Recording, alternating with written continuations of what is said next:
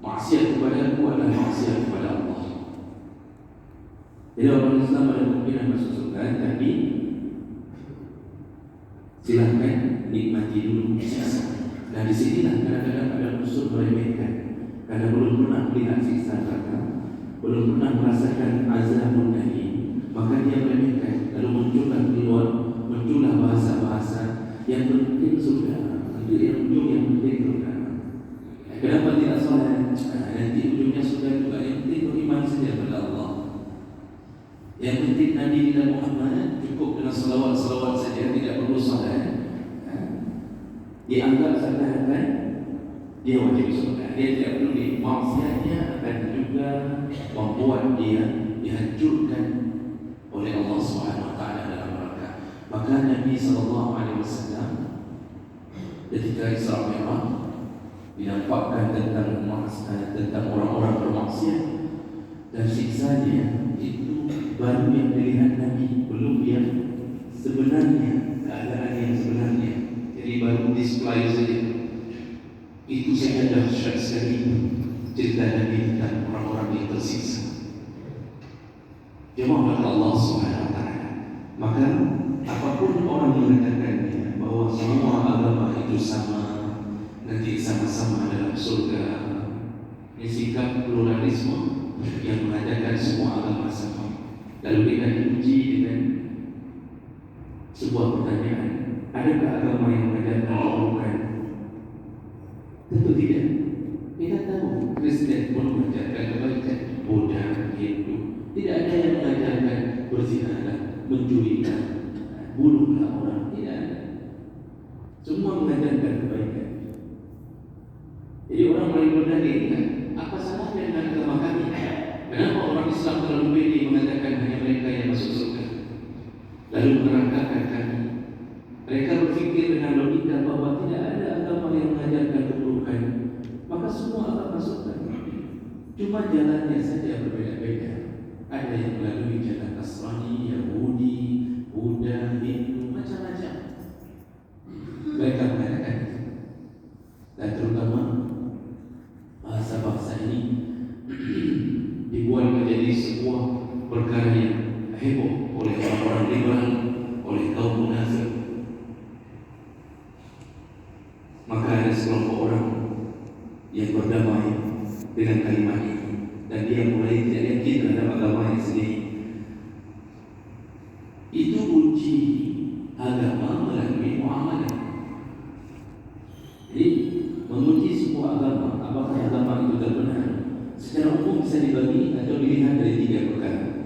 Yang pertama dari sisi muamalahnya.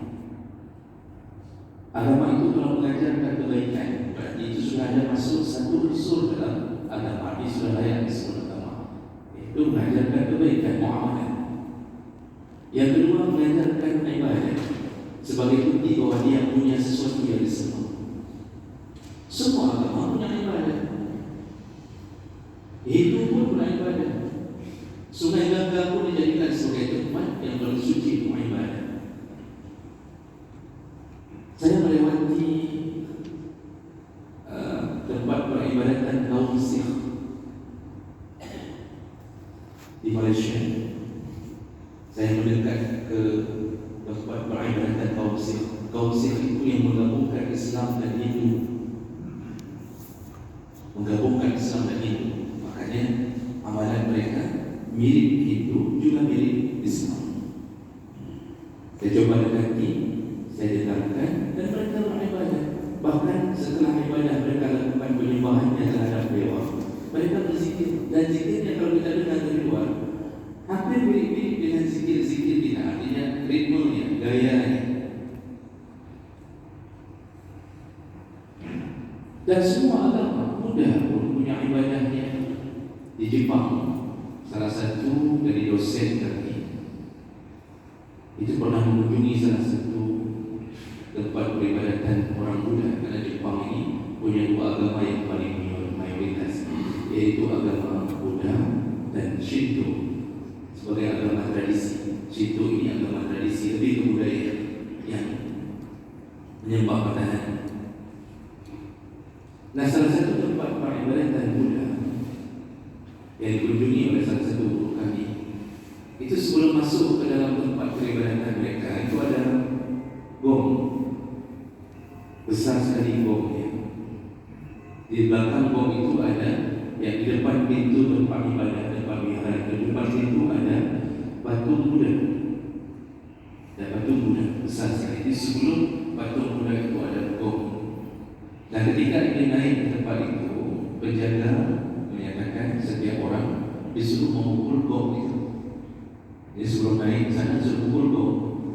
Jadi Ustaz kami bertanya, kenapa kita harus pukul gong ini? Apa jawaban penjaga? Untuk membangunkan Tuhan agar sadar bahwa Engkau datang. Bisa bayangkan setelah mereka berhasil menciptakan Yamaha, Suzuki, Honda, Mitsubishi, segala macam penuaan, ternyata makanya akidah yang membuat orang pintar akidah, Tuhan tidak dikenal. Membangunkan Tuhan yang bertidur sebuah bodohan. Jadi hari ini ibadah ada, tapi kunci yang paling utama semua ada, muamalah ada, ibadah ada. Kunci yang paling utama adalah kunci materi Tuhan. Ketika Tuhan mulai menjadi lemah di mata umatnya, di mata hamba-Nya, itu menjadi salah satu perkara agama itu tidak ada. Contohnya seperti tadi, bagaimana Tuhan bisa tidur dengan banyaknya pengikut yang mengikutinya? Dia tertidur, tidak sempat mengurusi Tuhan kita Allah Subhanahu Wa Taala. Hayyul Qayyum, hidup selalu terjaga dan tak khusus sinatu. Tuhan kita tidak pernah mengalami sinah. Sinah itu keadaan mengantuk, hampir tertidur. Wala naum, bahkan tidur. Sinah pun tak ada, apalagi sampai tertidur. Tidak ada perasaan menguap, mengantuk karena lelah. Allah sibuk mengurusi segala-galanya, tapi tidak menyibukkan. Bagaimana mungkin Tuhan bisa terbunuh oleh hamba-Nya sendiri yang memegang tombak di tiang salib? Ini uji materi Tuhan. Bahkan Umar bin Khattab dulu yang sempat mengalami masa-masa paganisme, itu proses penyembahan berhala. Umar dalam satu riwayat asal disebutkan dia kadang-kadang menangis sendiri, tertawa sendiri. Lalu kemudian ditanya oleh sahabat yang lain, kenapa engkau begitu? Kadang-kadang engkau menangis, kadang-kadang engkau tertawa. Kata Umar, aku menangisi maksiatku di masa lalu. Lalu kenapa engkau tertawa?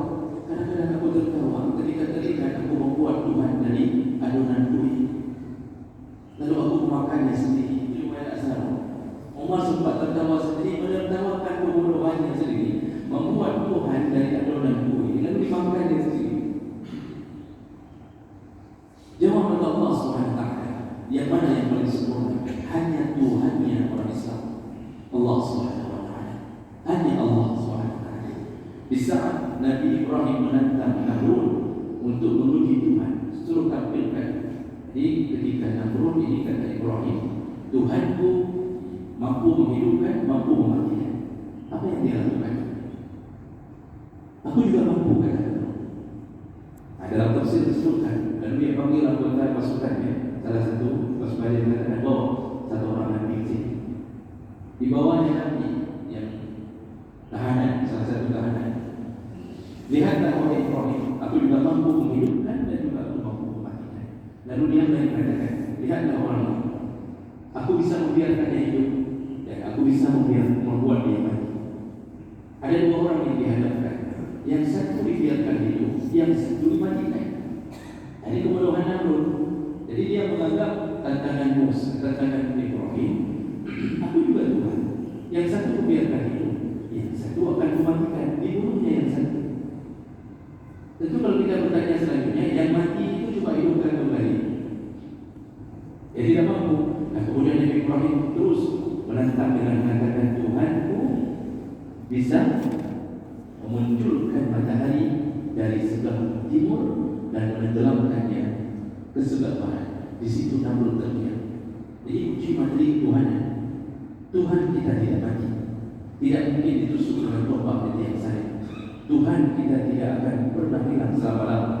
Huwal awwal, huwal akhir. Dialah yang utama, yang paling awal sebelum adanya sesuatu, dan dialah yang paling akhir setelah hilangnya sesuatu. Jawablah Allah Subhanahu wa taala ketika penduduk surga dalam surah Yasin disibukkan dengan berbagai kesenangan. Begitu indahnya surga sehingga semuanya sibuk dengan kesenangan. Wa azwajuhum inna ashabal jannati al-yawma fi syughulin fakihun. Semuanya disibukkan dengan kesenangan.